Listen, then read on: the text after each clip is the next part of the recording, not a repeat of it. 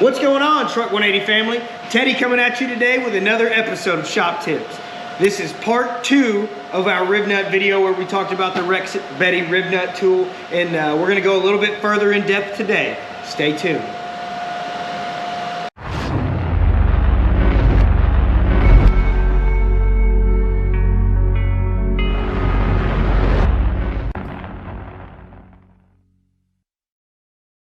So check it out, Truck 180 family. We're gonna go a little bit further in depth today with the rib nut tool. We had a lot of y'all, our viewers, asking questions about some of the tools that we used, how to use the decimal chart, that kind of thing. So that's what we're gonna go into depth with today.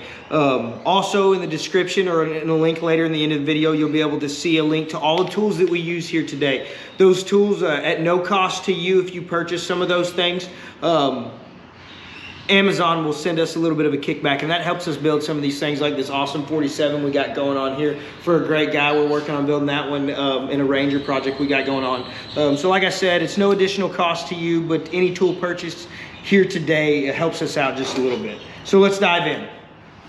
We're gonna get started with basic identification of what we're gonna do, where we're gonna do it. So the intent for today's video is to show you how to use the tool, how to improvise in tight spaces, how to match the appropriate riv nut to the appropriate drill bit, and a few things like that. So first things first, we're looking at 2 pieces of material here, and we want to know, okay, we want to fasten something to that, right? Whether it be a panel for your rock buggy or door panels for the 47. So we've got 2 flat pieces of material, one hollow on the inside and one completely flat. We'll be able to look at the back of that one here in a second. So first things first, we're gonna say, okay, what do we want our fastener size to be? Well, in this situation, we're just gonna go ahead and use 1/4-20. I've got an abundance of 1/4-20 rib nuts, and I keep some boxes like these that you can pick up on Amazon. Here's a link for that.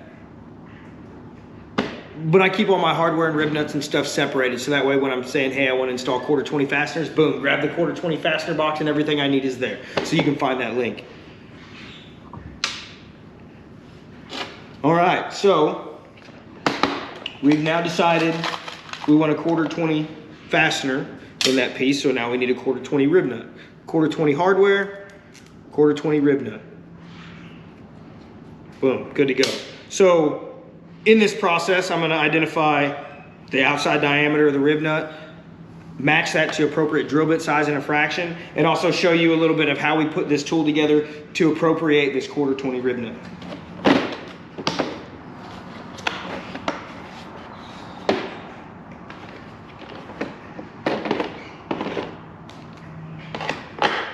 So it looks like our rib nut tool is already set at 1/4-20, so that's what I used last time. But you can identify the size and thread pitch here on the side of the tool, as well as in the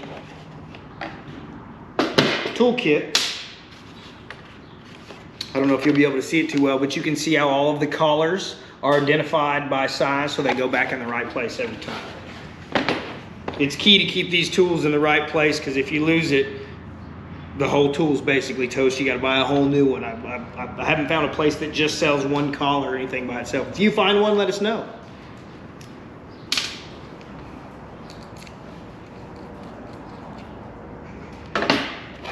So first things first here, or second things second, I don't know where we're at yet, but moving on, we're now ready. The Rex Betty's tooled up with a 1/4-20 on it. So now we need to identify what size drill bit we need to step up to. So you can find this link here a little later or in the description, but this is just a dial indicator. This is a digital indicator. So we're gonna turn this thing on. They're not very expensive. You know, we're not machining with it. We just need to get real close. So make sure it's in inches, all right? And it's zeroed. Boom, there we go.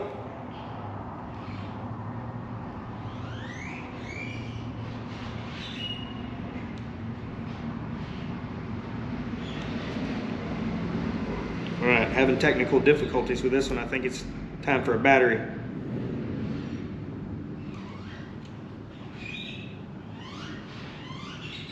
Boom, 0.349, right? 0.349. So we can round that 0.349 to 0.35. All right, that's not gonna be a big deal. So we now know that this is 0.35 outside diameter. So we've already got our decimal chart pulled up over here, but we're gonna send a link to the one that we utilize as well. And you can catch that right here. All right, so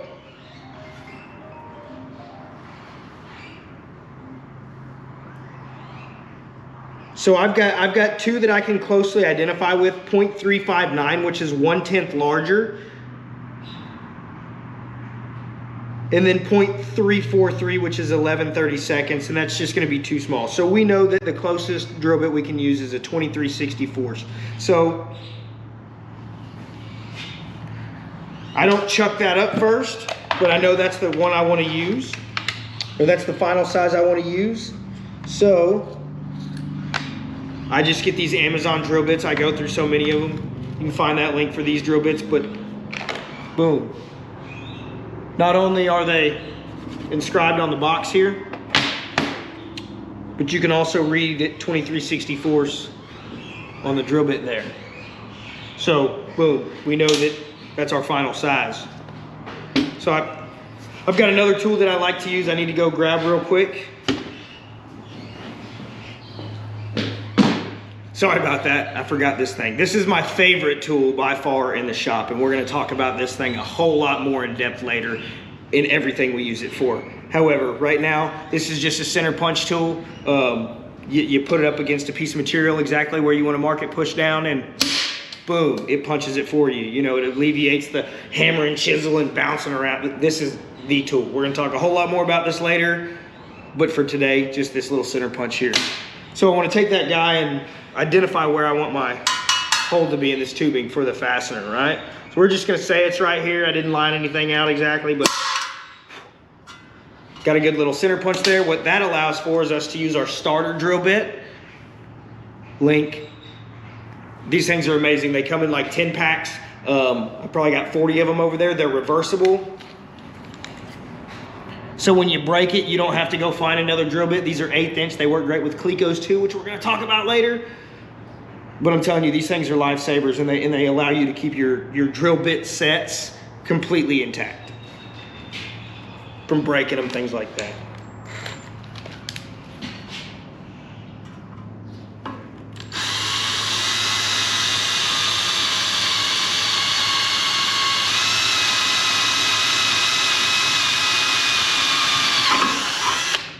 All right,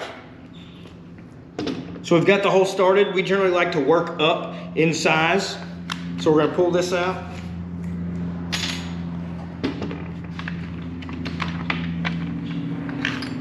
And just work our hole size up to that 23/64. Takes a little bit of time, but keeps your drill bit sharper.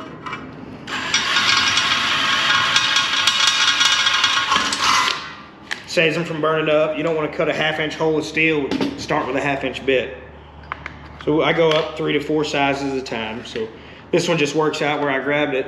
It'd be every third one, and we'll be exactly where we need to be. And boom, just like that, we're through.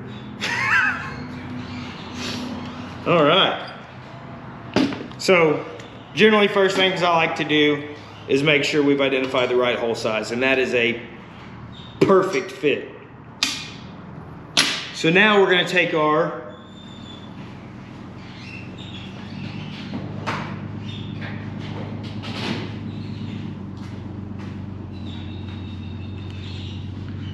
little deburring tool.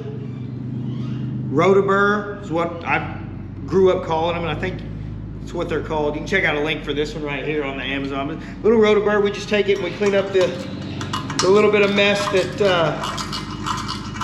the drill bit left, so we have a nice smooth surface. You can also cut it at an angle and clean up that backside. Boom, and it's a nice clean hole. So now on this guy, we've already got the 1/4 20 rib nut installed. We're gonna open that guy up, make sure the rib nut's all the way seated in there. Get it in the hole. Squeeze her up.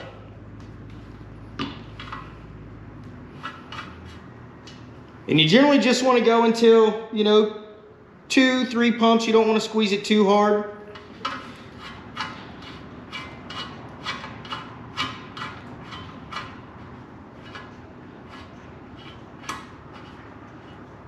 And you'll find out using these things, if you do squeeze it too hard, they become a pain.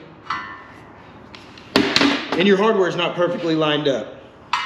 So you wouldn't be able to get the fastener right back in. This one came out good, but sometimes if you just squeeze them crooked or not right, it'll suck that fastener up and you'll never be able to get your hardware installed. So another question we had from some of our viewers was like, what if we're in a tight spot and this huge tool won't fit? Like, it's a great idea, but I've got panels I need to tuck in and bolt in behind a tight place, and I might only have 2, 3, 4 inches. Well, we're gonna show that one to you right now. So again, we're in a corner in a tight space, something over here. If we've got a couple inches, we can center punch that. So generally, you've got to be able to drill this panel. So if you can get a drill bit in it, I know you still won't be able to get this 14-inch tool in there, but this is how. So again, we go back to our starter bit, find our center punched hole.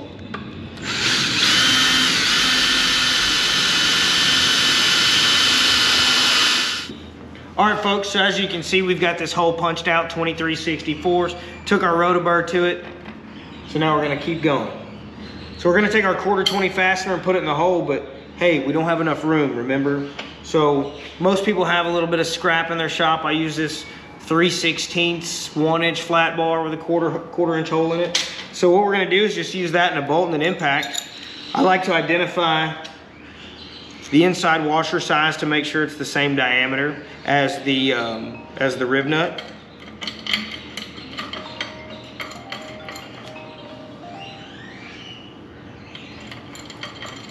And I just tighten it up by hand. And that little bent piece of flat stock we had is now going to be our holding device. It's our handle. So we just, you don't got to go hard in the paint. You just, a couple little hits. You feel when it tightens up.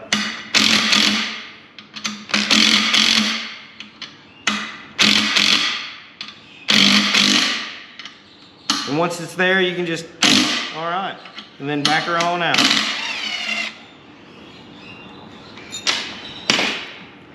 And this is a little bit thicker piece of material than what we use a rib nut in, but as you can see, it's sucked up against the material. It's tight in the hole, and we've got a good fastener there. Boom, now we can secure something to it.